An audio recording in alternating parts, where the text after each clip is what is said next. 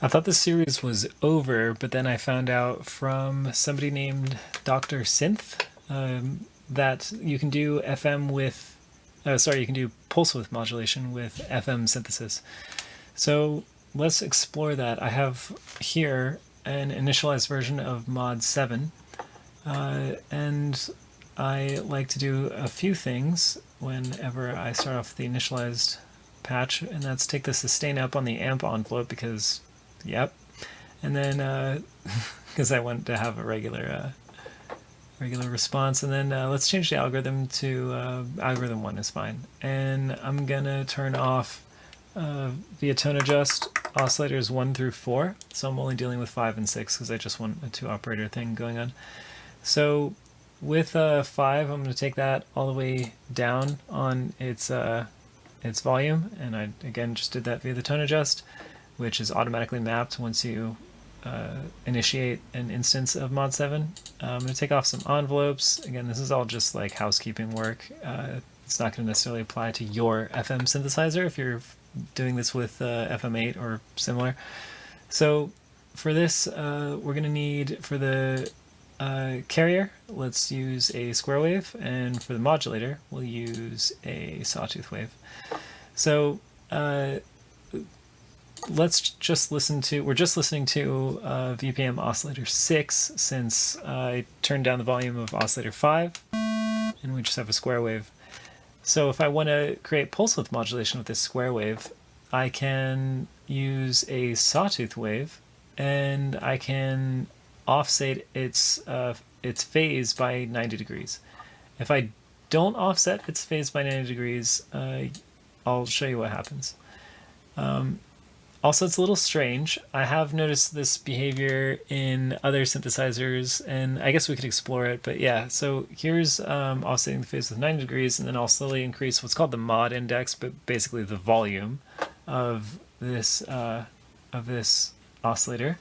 And remember, this oscillator is the modulator for oscillator 6. So I'm going to turn up the volume of oscillator 5, which is going to FM modulate oscillator 6, and create pulse width modulation for some reason that I don't understand. So let's check it out.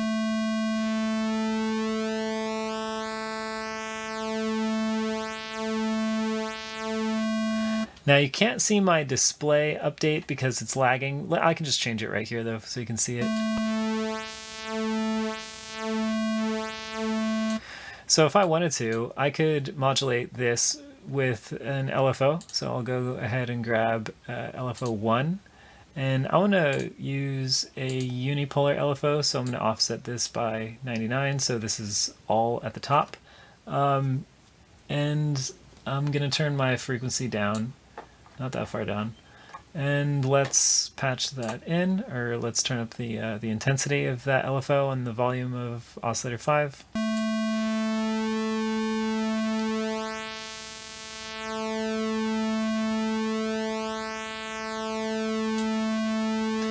And then let's increase the rate of that LFO.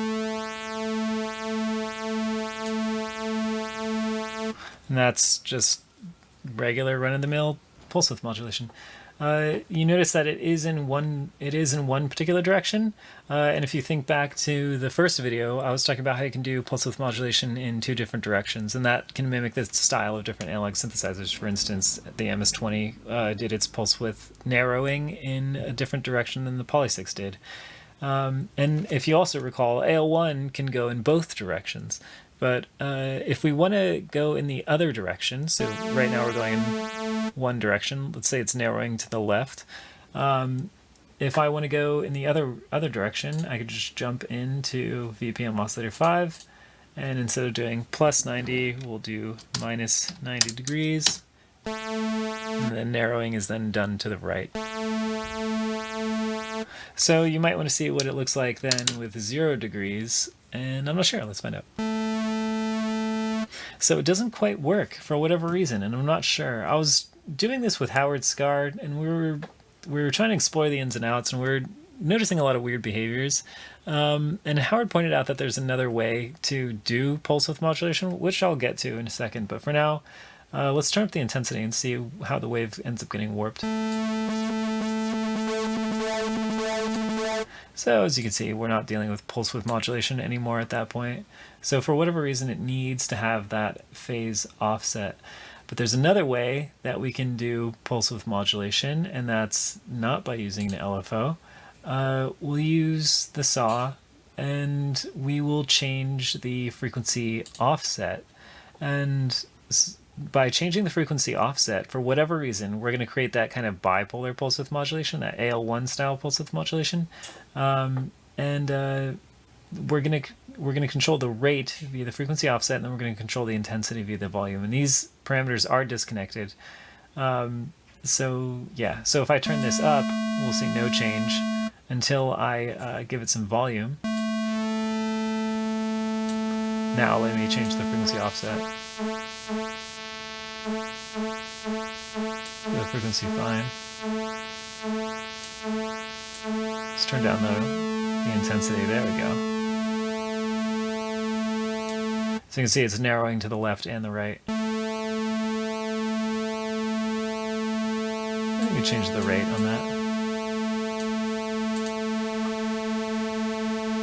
There we have it, regular pulse width modulation. I